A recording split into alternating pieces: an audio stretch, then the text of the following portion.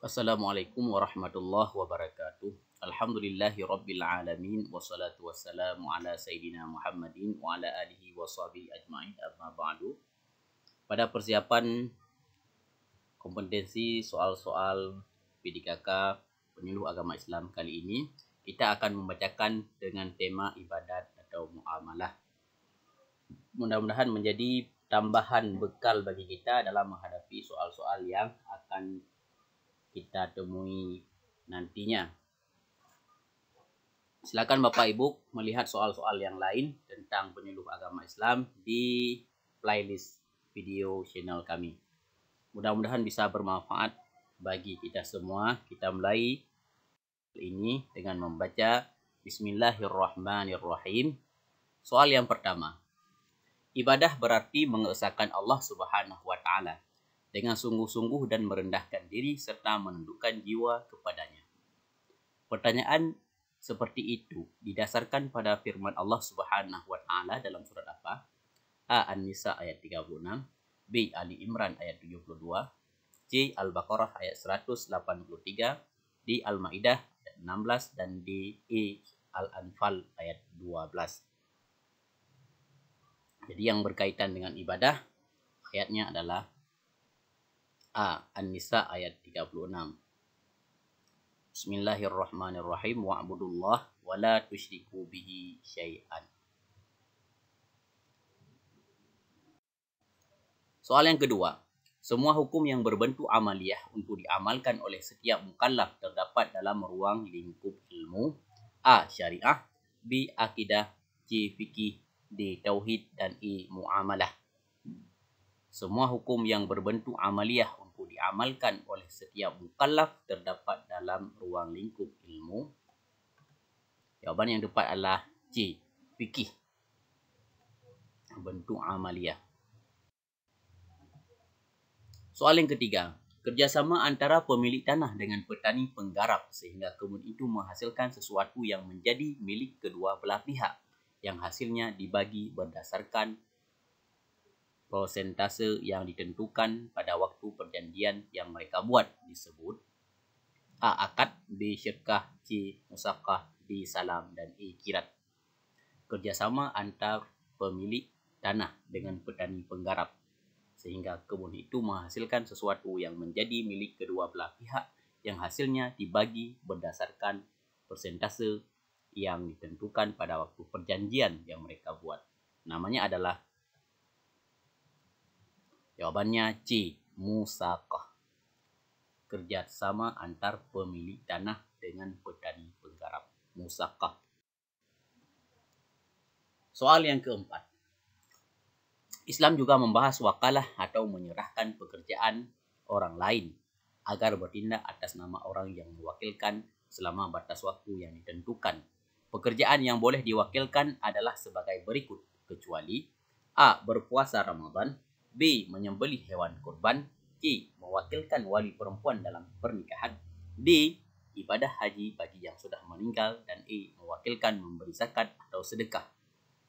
Islam juga membahas wakalah atau menyerahkan pekerjaan orang lain agar bertindak atas nama orang yang mewakilkan selama batas waktu yang ditentukan.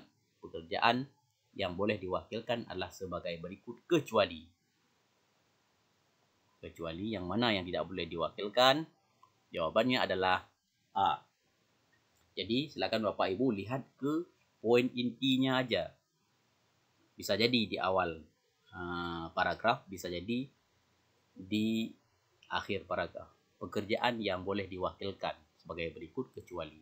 Jadi ini adalah intinya di akhir paragraf. Jawaban yang tepat adalah A. Berpuasa Ramadan. Soal yang kelima. Fikri menjamin untuk membayar utang pias kepada Iwan. Tetapi Iwan tidak pernah diberitahu oleh Fikri. Maka dalam kasus ini, kewajiban membayar utang tetap berada pada Fikri menjamin untuk membayar utang pias kepada Iwan. Menjamin pias berutang pada Iwan. Tetapi Iwan tidak pernah diberitahu oleh Fikri. Maka dalam kasus ini, kewajiban membayar utang tetap berada pada A. Fikri, B. Tias, C. Iwan, D. Fikri dan Tias, E. Fikri dan Iwan. Yang berhutang dari Tias kepada Iwan, tapi Fikri menjamin untuk membayar. Maka jawaban yang tepat adalah B. Tias. Soal yang keenam. Dalam Islam, kerjasama antar pemilik kebun dan petani penggarap yang hasilnya dibagi berdasarkan perjanjian dalam hal ini disebut mudharabah. Pihak yang diberikan beban untuk membayar zakat adalah A. Masyarakat, B. Pemilik tanah, C. Pemilik benih, D. Baitul Mal, E. Petani.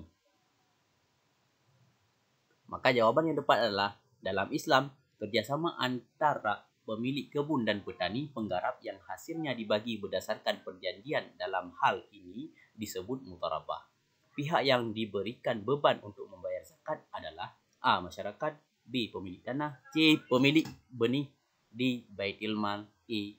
Petani penggarap. Maka jawaban yang tepat adalah E. Petani penggarap yang membayar zakat.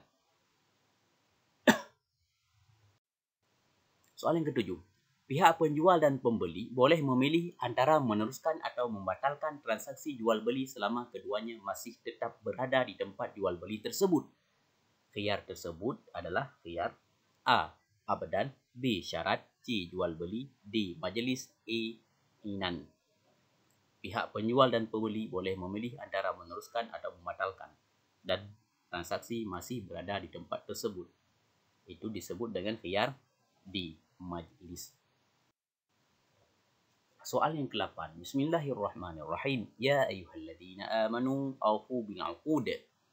Petikan firman Allah Subhanahu wa taala surat Al-Maidah di atas adalah perintah untuk A. Menuntut hak, B. Menempati akad, C. Mematuhi perintah, D. Membayar kafarah, E. Melaksanakan kewajiban. Maka jawaban yang tepat adalah B. Menempati akad. Awfu bil 'uqud. Soal ke-9. Khiyar yang dijadikan syarat ketika transaksi antara meneruskan atau membatalkan jual beli setelah mempertimbangkan dalam waktu 1 atau 2 hari.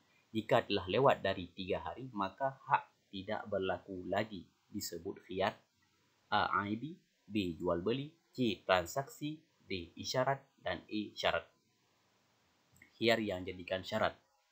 Maka jawabannya adalah E. Khiyar syarat. Soal ke-10. Suatu transaksi tukar-menukar barang atau harta dengan alat tukar yang sah dengan ijab kabul yang mengakibatkan perpindahan hak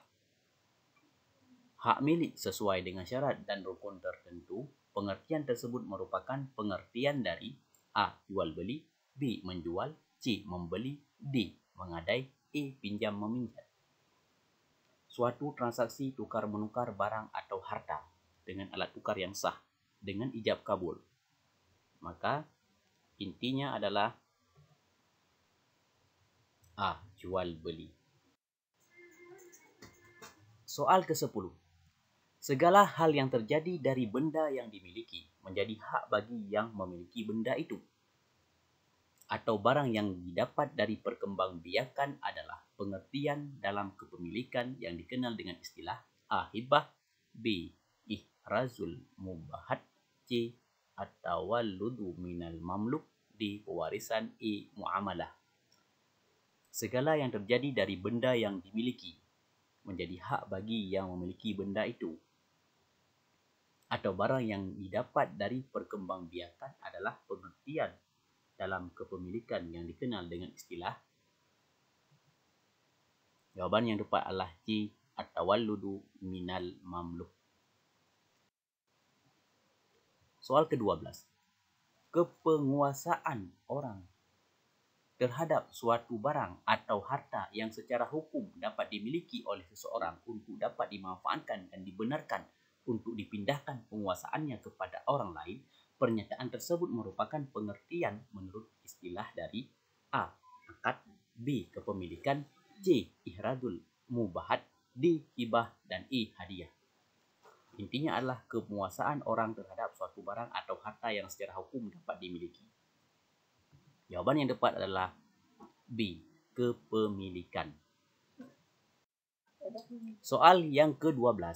Ada bermacam-macam akad, di antaranya akad yang dilakukan dengan melalui urusan atau wakil kepada orang lain agar bertindak atas nama pemberi mandat. Pengertian tersebut disebut akad.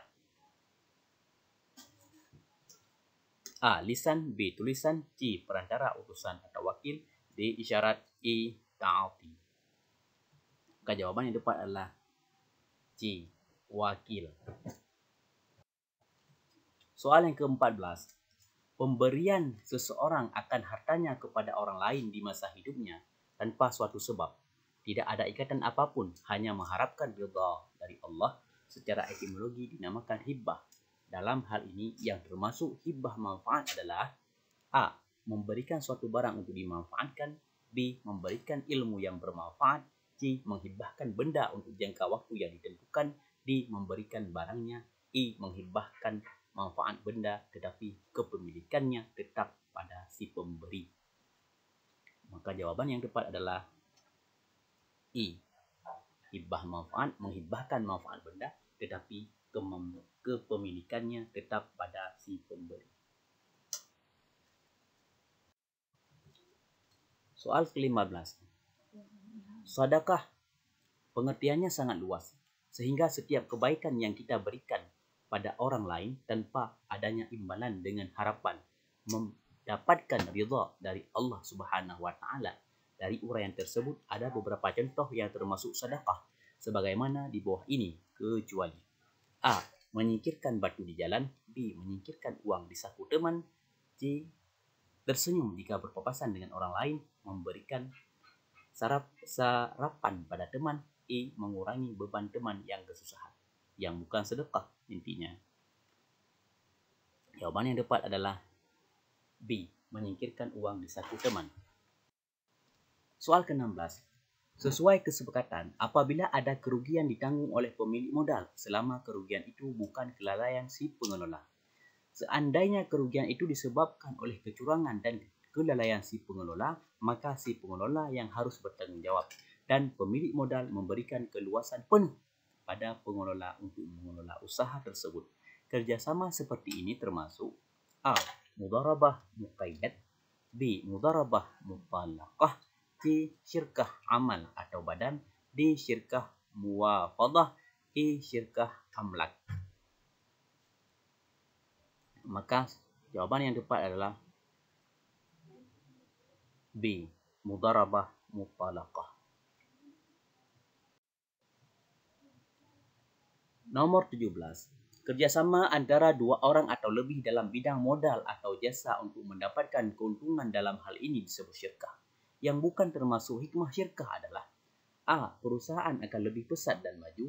B. Perdagangan akan lebih pesat dan maju. C. Permodalan akan menjadi besar dan berani. D. Mendapatkan keuntungan besar. E. Kemajuan perusahaan lebih mantap. Yang bukan. Maka jawaban yang tepat adalah D. Mendapatkan keuntungan besar. Soal 18. Kerjasama antara pemilik kebun dan petani penggarap yang di dalam hal ini disebut musaqah kebun merupakan salah satu bentuk muamalah memiliki hikmah, yaitu antara lain, kecuali A. Terciptanya saling memberi manfaat antara sesama manusia. B. Menghindarkan dari hal yang menjurus kemiskinan. C. Perdagangan akan tumbuh berkembang. D. Menghilangkan bahaya kemiskinan. E. Pertanian akan berkembang pesat. Maka jawaban yang tepat adalah C. Perdagangan akan tumbuh berkembang. Soal 19. Pemindahan kepemilikan suatu benda atau harta untuk selamanya untuk bisa diambil manfaatnya dengan tetap kekal materinya, yang manfaat tersebut dipergunakan kebajikan untuk umum atau khusus dengan tujuan mendekatkan diri kepada Allah sebagai bentuk amal jariah, merupakan pengertian A. Sedekah. B. Hadiah. C. Ariyah. D. Wakaf. E. Hibah. Maka soal yang tepat, jawaban yang tepat adalah D. Wakaf. Soal ke-20. Kerjasama antara pemilik sawah atau ladang dengan penggarap petani dengan benih tanaman dari pihak yang punya tanah. Dengan hasilnya dibagi menurut kesepakatan kedua belah pihak. Pernyataan ini merupakan pengertian dari A. Musaqah, B. Mudara'ah, C. Mudarabah, D. Salam, dan E. Mudarabah. C. Mukhabarah, D. Salam, E. Mudarabah. Maka yang benar adalah B. Muzara'ah. Soal 21. Upaya untuk membuka lahan baru atas tanah yang belum ada pemiliknya agar produktif adalah pengertian secara terminologi dari istilah A. Ihya'ul mawad, B. Ihya'ul ardi, C. Ihya'us samawat, D. Ihya'u fil majlisi, dan E. Ihya'ul masawat. Maka jawaban yang tepat adalah A. Ihya'ul mawad. Soal 22.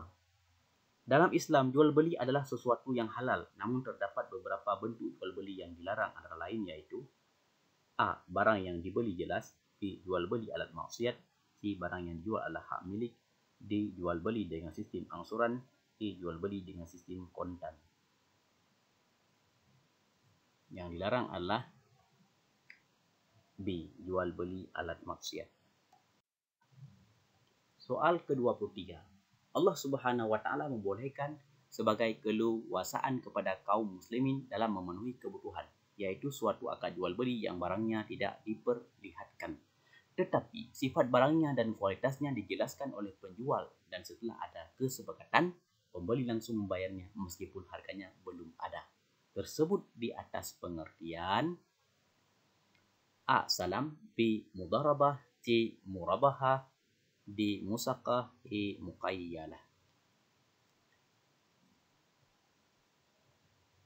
Akad jual beli yang barangnya tidak diperlihatkan. Maka yang benar adalah A. Salam. Soal 24. Pembayaran zakat fitrah dapat dilakukan mulai dari awal bulan Ramadan sampai tanggal 1 Syawal sebelum salat Idul Fitri.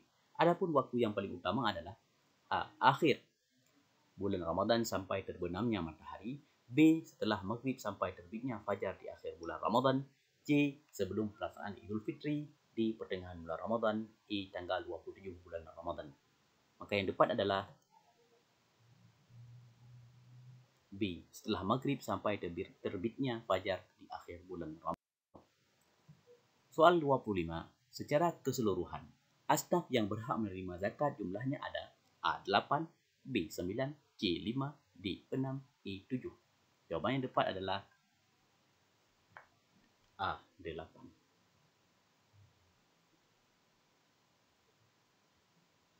Sekian soal-soal tentang ibadat dan muamalat, mudah-mudahan menjadi tambahan bekal bagi para pengikut tes P3K Kemenak. Mudah-mudahan lulus semuanya dengan izin Allah dan dapat terbantu dengan soal-soal di channel kita ini. Kami minta maaf di mana ada kekurangan dan kejanggalan. Adanallahu wa yakum ajmain. Assalamualaikum warahmatullahi wabarakatuh.